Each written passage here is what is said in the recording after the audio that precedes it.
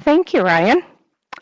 My name is Christy Christensen, and I have worked on this Ginnie Mae contract for a little bit more than 3 years. I also worked in mortgage servicing for 18 years. Prior to becoming a Ginnie Mae issuer support analyst, I worked for a couple of different mortgage servicers in the Atlanta area. Nancy, would you please introduce yourself? Good morning. I've worked in the mortgage industry for over 35 years. I am very old. I worked in investor accounting for 12 years for an issuer, worked for a mortgage insurance agency for 3 years, and I have been in my current position working on the Ginnie Mae contract for 22 years. Okay, Christy. Thank you, Nancy. Today we will be focusing on the 4 bolded modules on this slide. And Ryan, if you could turn on the annotation bar, please. So our first question here is, would you raise your hand if you are new to the Ginnie Mae program?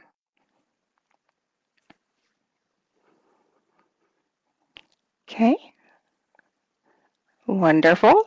See lots of raised hands. And Ryan, if you could clear the hands. Thank you. Now raise your hand if you have experience in the Ginnie Mae program.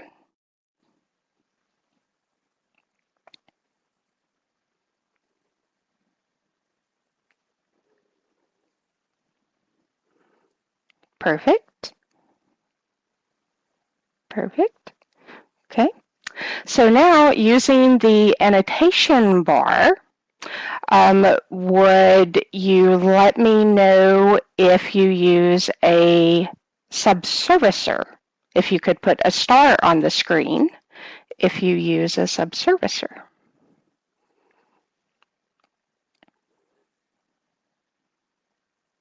Okay, so we've got a few that use a subservicer. That's great. Now using the chat box, would you let me know if you use an in-house servicing system or if you use a service bureau like Black Knight or Fiserv, or I'm sorry, Sagent?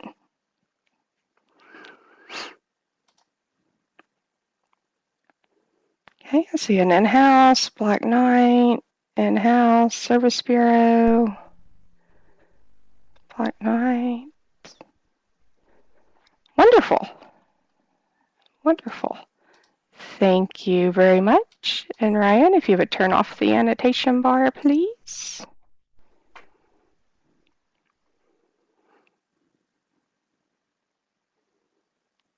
Thank you, everyone. That was great participation. In this module, we will explain the purpose of investor reporting, discuss the issuer's primary responsibilities, the characteristics of subservicing partnerships, and noncompliance consequences. Here are a few hot topics that will be discussed during the training. Ginnie Mae reporting requirements, forbearance reporting. Please raise your hand if you have any loans that you are reporting for forbearance data for.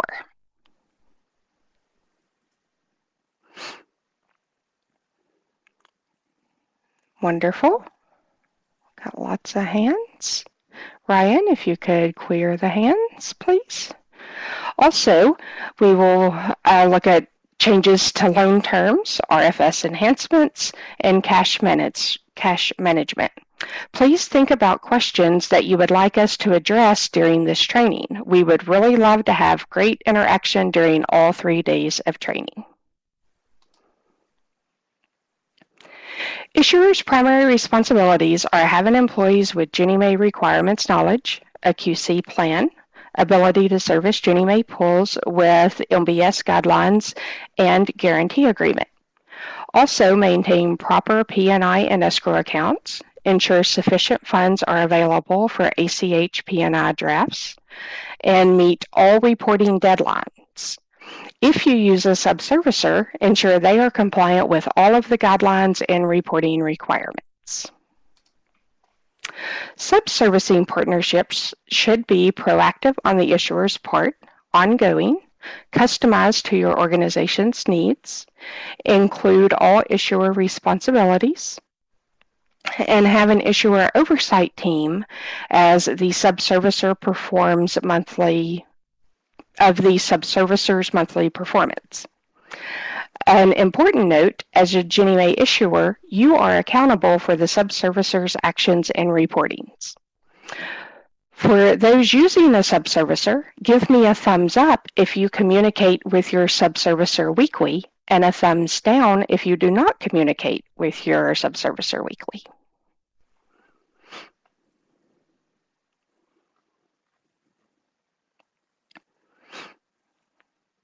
Okay, I do see a few thumbs. Thank you so much. Ryan, if you could clear the thumbs.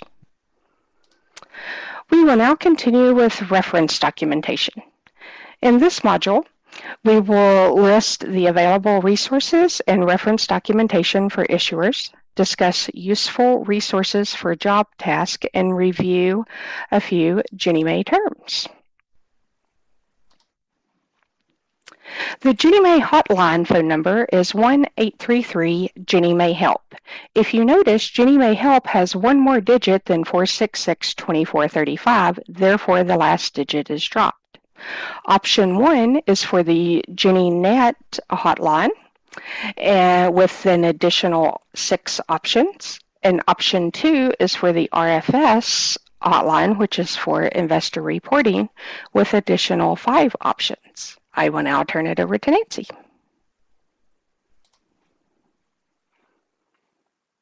All righty. So the screen you're seeing now is the Ginnie Mae website. Can I see people raise their hand if they actually use the website?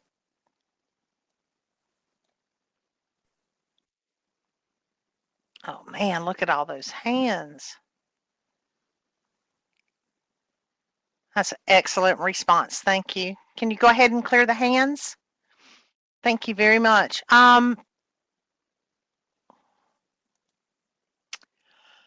This site has a ton of useful information.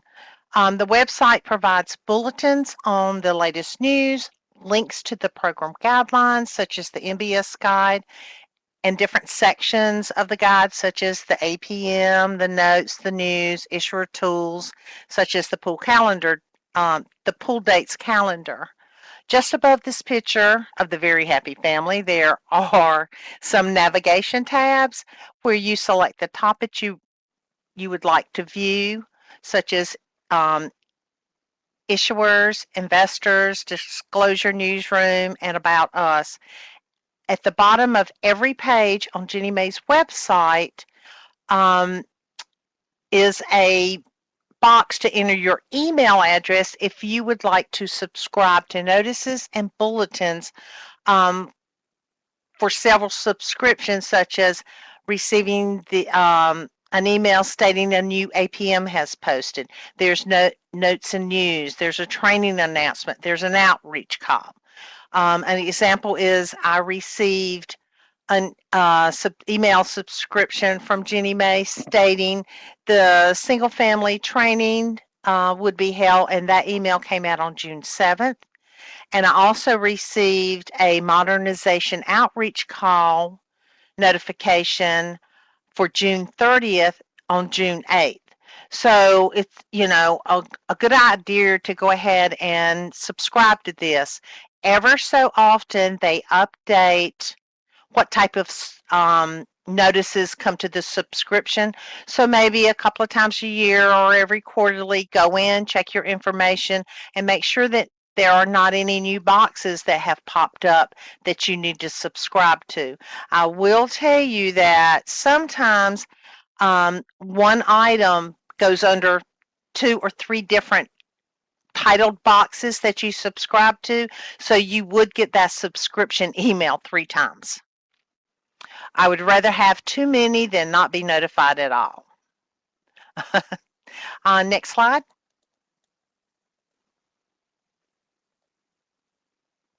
Yep. Okay.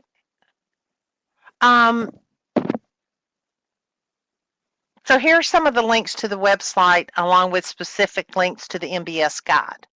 Under Issuer, the tab provides access to such items as program guidelines, and under that you see your APMs, the guide, notes and news, modernization. You've got your issuer tools. A lot of people have IOPP questions. There is a link to IOPP. There is a link to Pool Dates Calendar, which will tell you when it's a federal holiday, is Ginnie Mae open, when the 11/7/14s were due, when your monthly certification opens and when it must be completed by. So there's a lot of good information.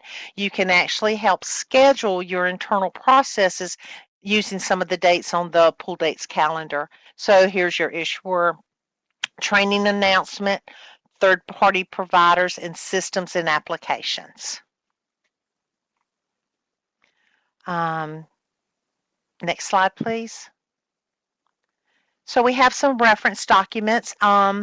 We tested all the links below, and they are actually working this time.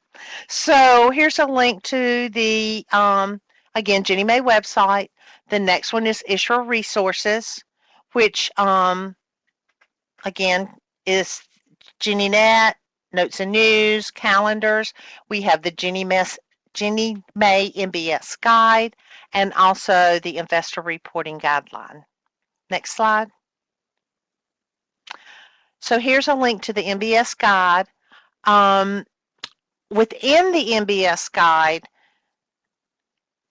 or right beside it, is a link to Appendix 6-19, the monthly report of pool and loan data. This is probably the most important document that the issuer support group works with. Mostly we receive calls on, I have an alert. What does this mean? How do I clear it? I don't know why I have this alert. This document will help explain a lot of the alerts, why you have the alert. It also explains the file layouts, how to name a file, how many digits should, or how many spaces should be in a file. It is a 30-plus page document that we ask that you have available at all times to help you do your job. Next is Notes and News link along with the APMs and the Ginnie Mae FAQ section. Okay, next please. So here's some general Ginnie Mae terms. If you can just look at them and put in the chat box if there's anything you do not understand. Some issuers use totally different terms than the other issuers. So when you're trying to talk to each other, you may be talking about the same thing, but you're using a different term.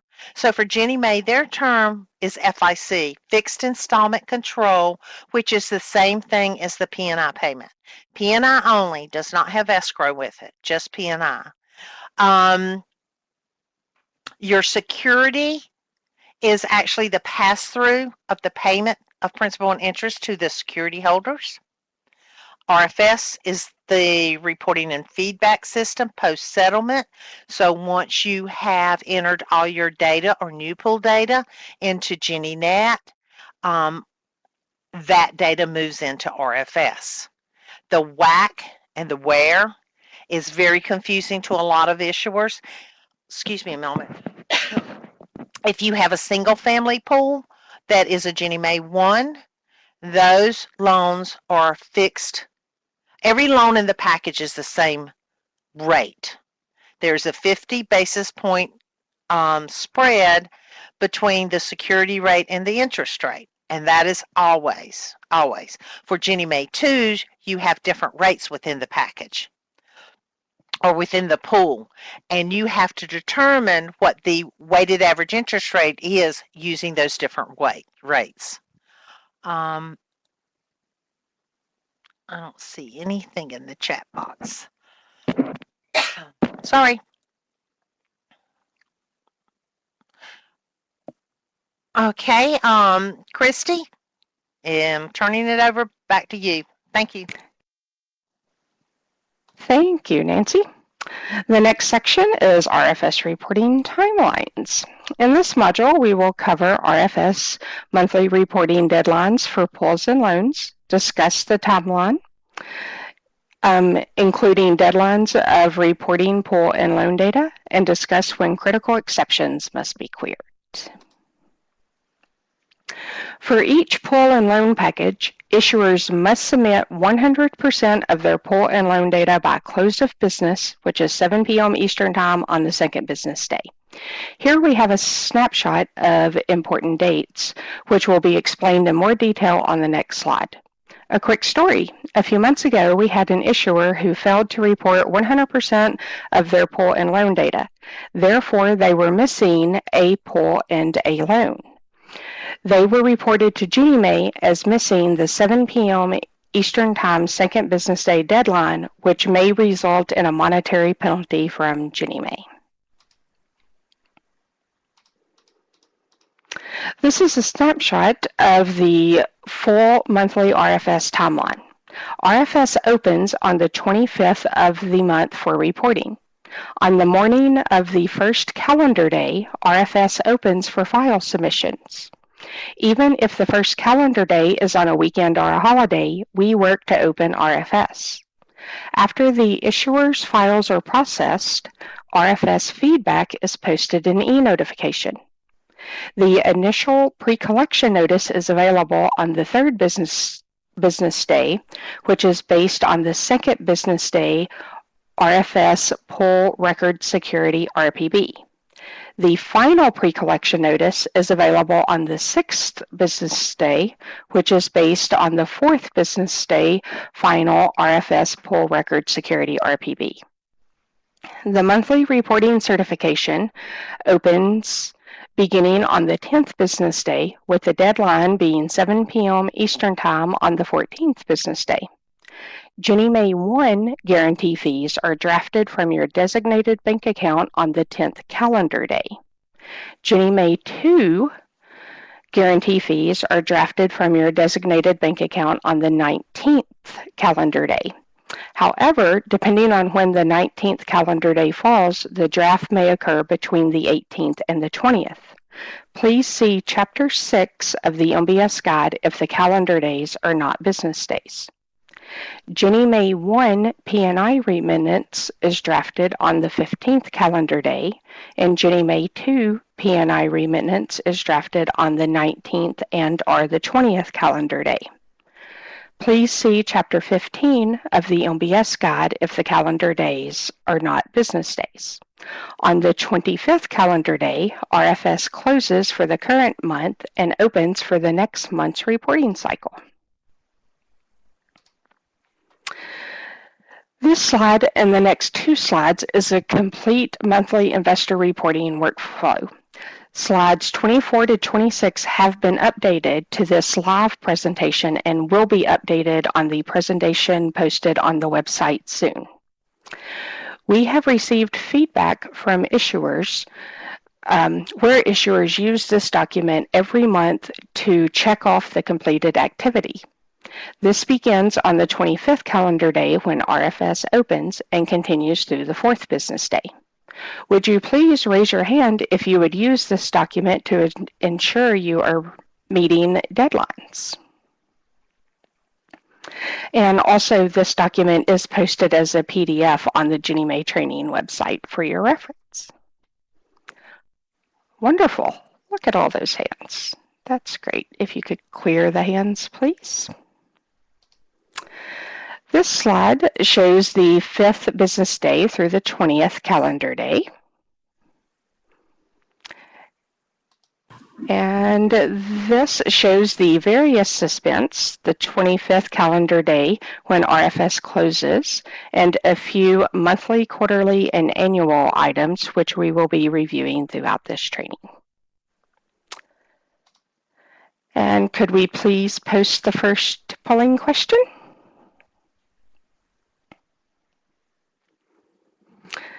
So if we could get everyone to participate, that would be great.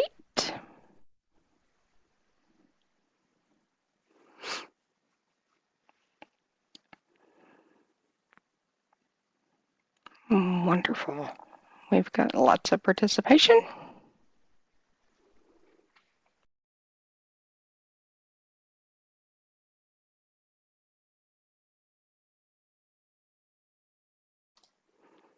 Okay, if we could end the poll and broadcast the results, please. Thank you. The correct answer is C, the third one down, the 7 p.m. Eastern Time on the second business day is the deadline for reporting all of the pool and loan data. Okay, if we could close the poll.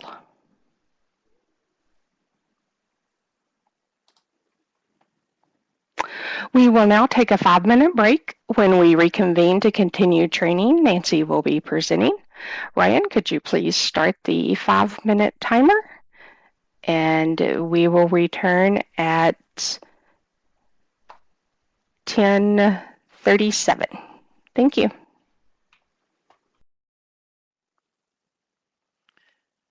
Okay, I hope everyone's back from a little short break we had. Now we're going to talk about e-notification. Hold on, I've got to get my stuff together here. Our objectives for this is to look to where we can find some critical job alerts, what is in e-notification, why it is important concerning these alerts, and how to resolve or address any of the notifications that show up. And I think I can move the screens going forward. There we go. So e-notification is an online function and it's accessible from the Ginnie Mae portal. It supports investor reporting and other areas by providing notices or reports and documents. A few of the notices and their purposes are shown on the screen. If you have never viewed e-notification, can you please raise your hand?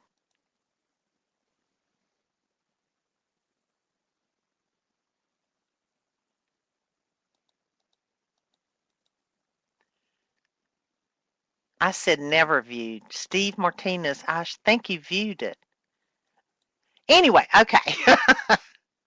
So it's really important that everyone stay up to date on the notices that are posted in eNote.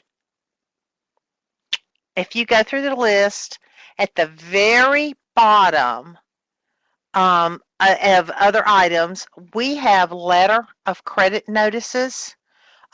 Ginnie Mae announcing the APMs, the enhancement, outreach calls, modernization updates. Also during the, Steve, that was an accidental click. Oh, and I'm sorry, at the very bottom, this is a new RFS enhancement, and I'm not sure we went over this. The MWX Issuer Detail Report generates once a year, and it's based on your fiscal year end. We have now changed that report so it will remain in eNote for 180 days. So maybe after the first 30 days, it will drop to the bottom of the eNote and again stay there for 180 days. If you've never seen this report, a lot of times when you're having your audit, whether it's internal, external, from Ginnie Mae or whatever, they will ask for your issuer detail report. So it's very important that you find that report every year and make sure that you save it. Okay. There's been a lot of time-sensitive notices that have been missed, which has affected how issuers are able to report their data.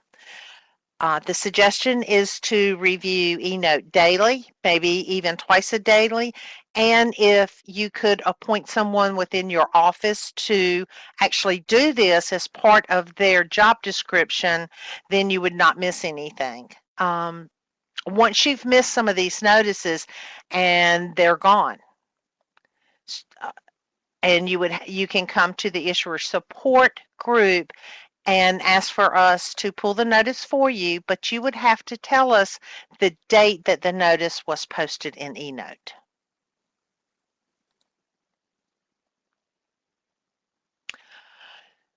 So again, daily notices can be posted daily, weekly, monthly, quarterly, and also the yearly. The notices can be formatted in two different ways. We have raw content and we have a formatted content. A lot of issuers that are very, very good with IT technology will take the raw text files and sort them in whatever form they or format that they need to be able to sort to use the data. Um, the notices are always linked to the most current available content. And what that means is if you do not pull the notice the date that it is reported and another notice with the same name comes in, it will replace the original information. So a good example of that would be there are two, I don't want to say, there's a pre-collection notice and a final collection notice posted every month.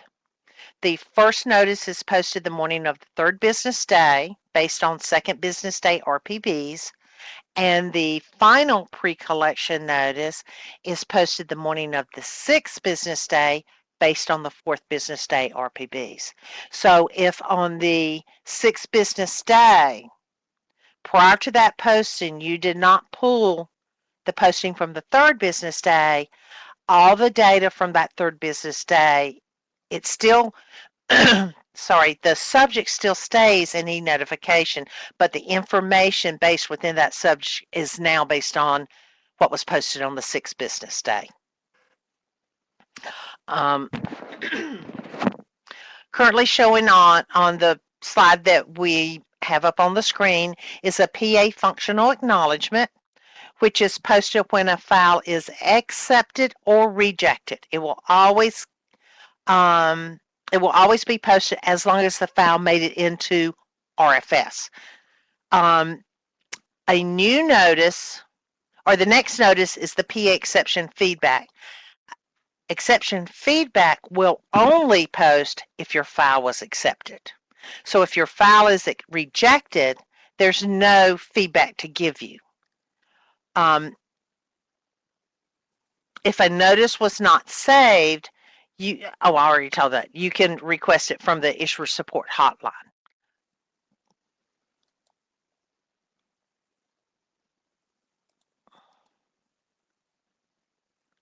Okay, so this is the e-notification screen. Under RFS is a drop-down box, and you would select e-notification to access the actual application. Within e-notification, issuers have the opportunity to sign up for the passive email. What a passive email is one email per company where the email address is put in, and every time something is posted to eNote, you get a notice. You cannot read, you actually have to go to eNote to read the notice. So a suggestion would be to use a group email address to ensure more than one person is notified when a new eNote has been posted.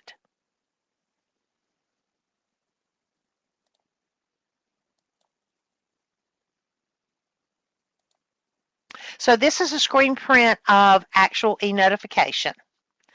In the chat box, can you tell me why some of the notices are in the color red and some of the notices are in the color black?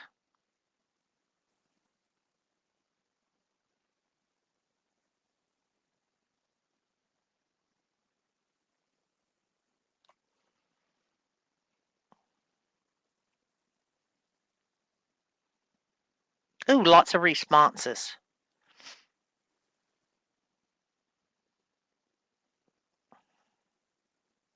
Great. Thank you so much for those responses.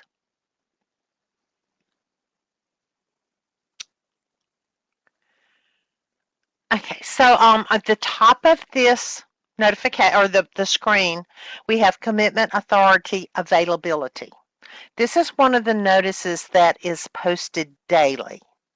The previous day notice does go away. It's not there. It is replaced. You can only open it the day that it's posted. So it's very important again that if you are looking for your commitment authority, that I'm sorry, someone either pulls this daily and saves it. Y'all throw it into some kind of email box and save it. I'm not sure. I also believe commitment authority is one of the audit questions that can be asked during your review. The pre-K posted here on the third day, on February 3rd, is the first pre-collection notice. And again, the final pre-collection notice is posted on the 6th. Okay.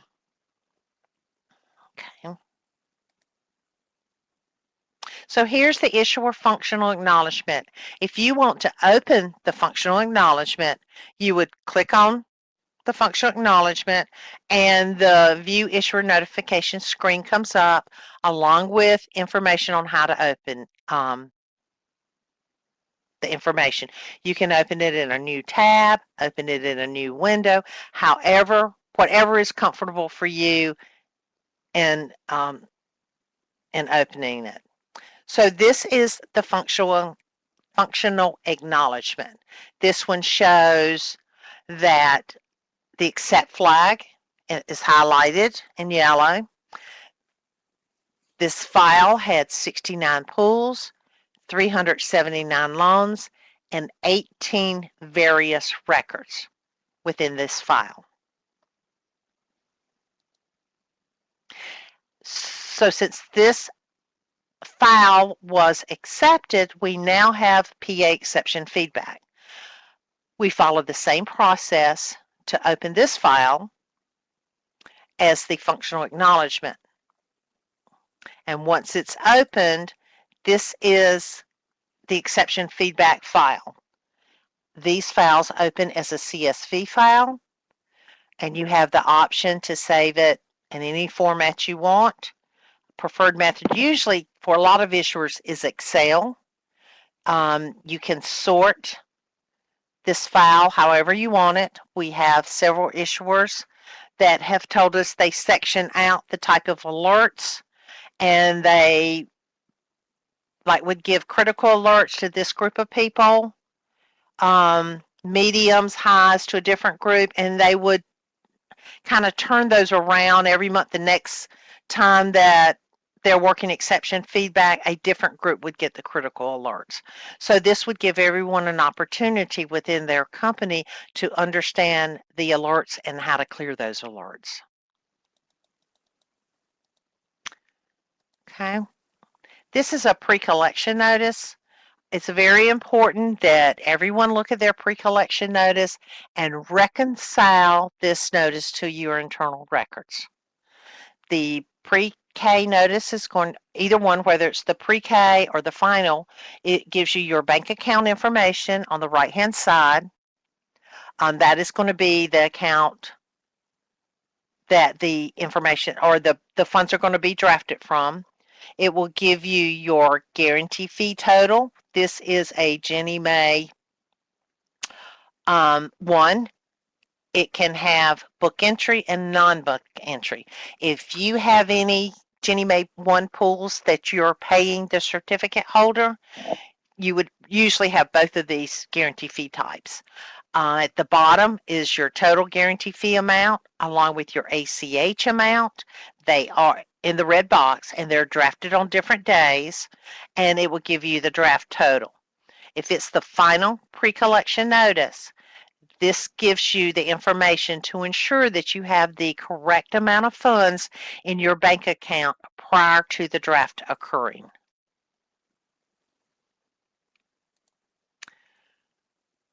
Okay, so we have a few more polling questions. So can we have the first polling question? This question should look familiar. What is the deadline to report 100% of pool and loan data? Can we get everyone to pick the correct answer? 100% to report pool and loan data.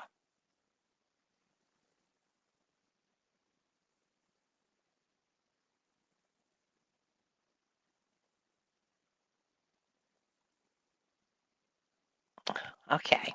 Can you go ahead and end the poll and broadcast the results?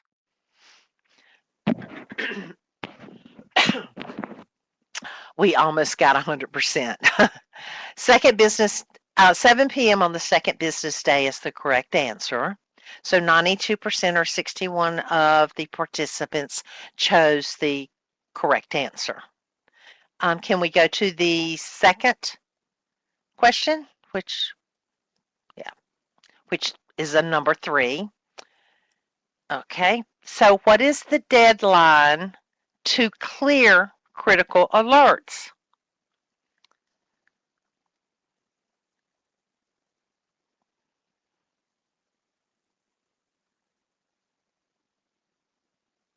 I think we've only gone over this once in this presentation. Okay.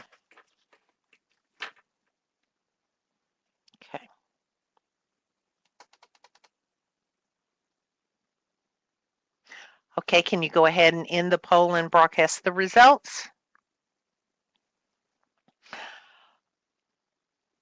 The correct answer is 7 p.m. Eastern Time on the fourth business day. So 56% of the issuers got that correct. Oh, we have a little work to do on our presentation.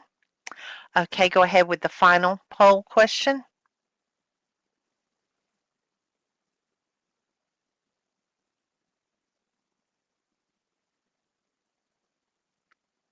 Okay, can we see or can we confirm that you have read your e-notifications?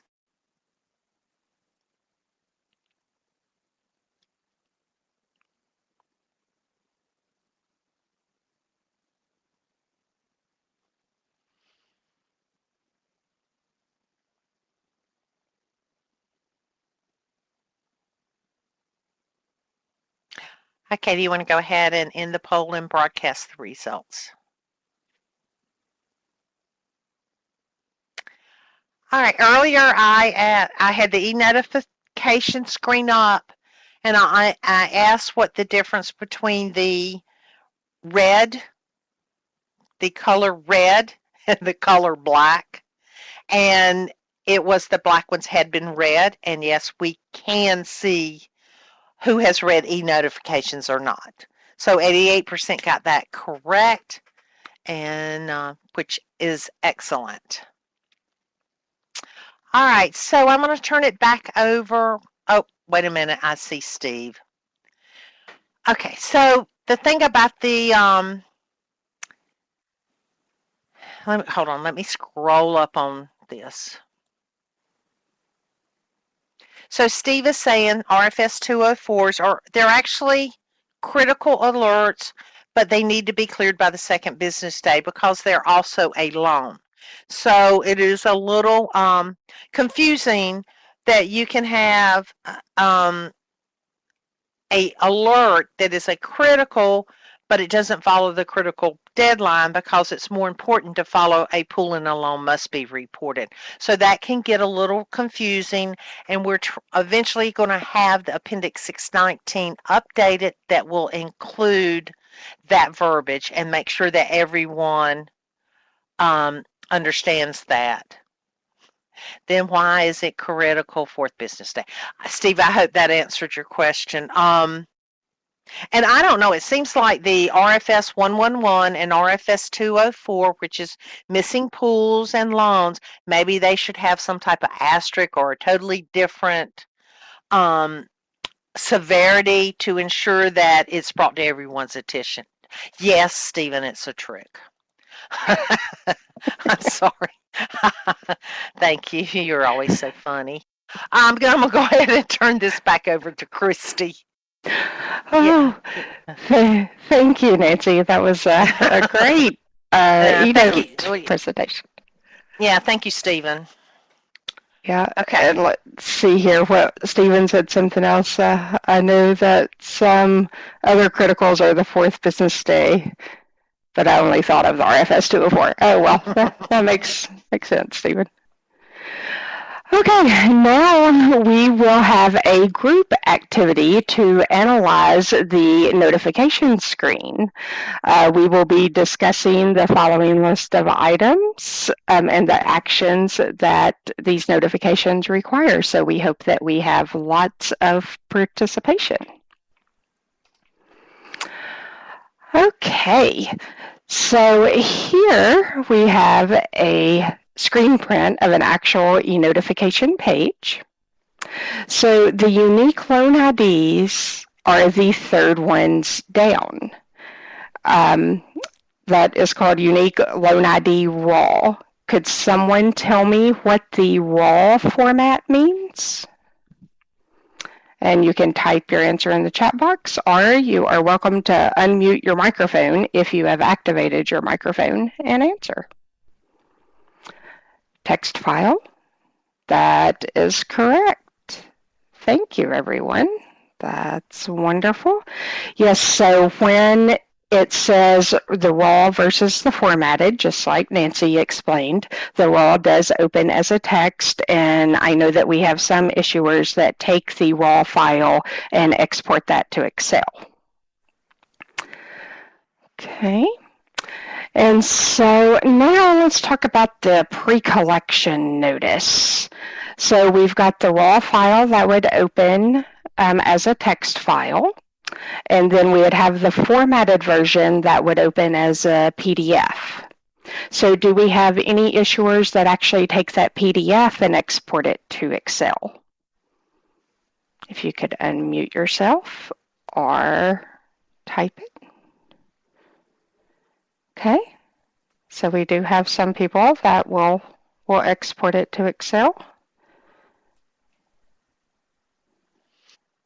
That's wonderful. Yes, convert it to Excel.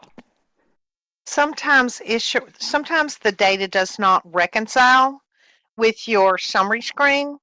And if you're an issuer that has several thousand up to 20, 30,000 pools, and you need to find 20 cents or a dollar or whatever, reformatting the raw file into something you can bump up against your internal system is the way that a lot of issuers do actually reconcile and find out which pools are out or what is out of balance within usually their internal system to RFS. Absolutely. Yes, thank you, Nancy. Okay, the next one is our PA functional acknowledgement. So would anyone be able to tell me on the PA functional acknowledgement, is this where it would tell you if your file was accepted or rejected?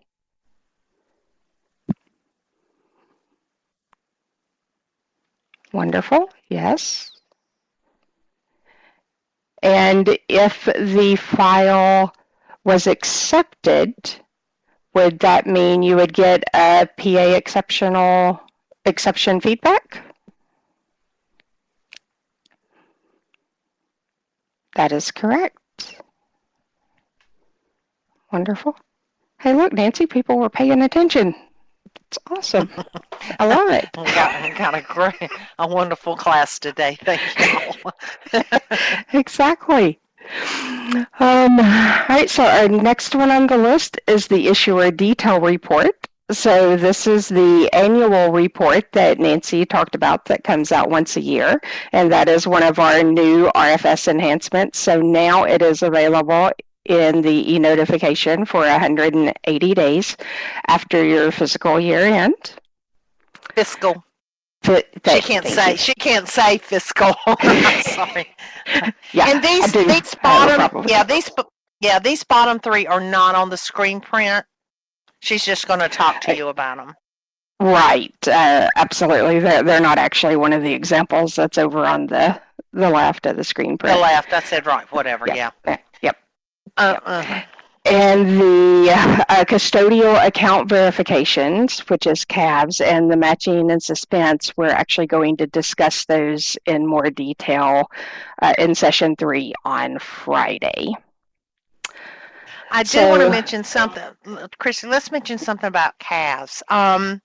Everyone gets a notice it's a calves month, I believe, but yes, they do. during near the end of your deadline to get everything reported, the issuers who have not reported at all get a notice stating you still need to report, and it's specific to the issuers that haven't reported. Is that correct, Christy? That is absolutely correct. Yes, And because I that think is a Christy, responsibility that the uh-huh. issuer support team has taken over recently. Right, right. Christy and her team are now responsible for working with issuers um, and making sure that they report their calves information on time. Okay? Absolutely. And speaking of calves, this is an actual calves month. So calves is due between the 6th and the 15th business day of June, which we will be going over more on Friday's session. So Which is does after anyone, calves is due. You see that? That's after calves is due. the 15th business day? Oh, business day. Sorry, not calendar day. Okay, right. Okay. Sorry. Great. I was like, well, hang on. I thought it was due on the 22nd. So, okay. Are there any questions from any participants regarding the e-note in this group activity? And you are welcome to unmute yourself and actually talk if you would like.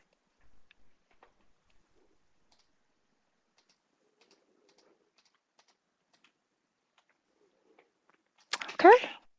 Before we turn it over, can you raise your hand if you saw the notice about a webinar? Hold on, I got to get my calendar because my brain's dead.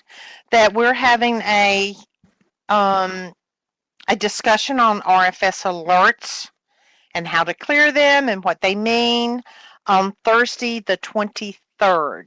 Did anyone see that notice? Great. Yes, I see lots of raised hands. That's awesome. Yeah, this is something that Christy and I are working on. We've never really had a class like this. We're really just getting started on doing webinars on certain processes or certain things that issuers have asked us to talk about. So what we're doing for this week, these 3, is more of like a new issuer training. It's the same training we've done really for a couple of years. We add a few new things, new enhancements, but what we're hoping for this webinar, we get a little bit more in depth into how the alerts are created, what happens, why is our AFS programmed the way it is, why did I get this alert, how do I clear it, and again, all of that is, a lot of this will depend on you having and understanding Appendix 6-19. So we are really kind of excited and nervous about this webinar next week. And we hope everyone is signed up to attend and also give us a lot of input and let us know, what you think about it. Because we hope this is something that is really going to be a positive for the issuer community. All right. So I'll turn it over to Absolutely. Yolanda.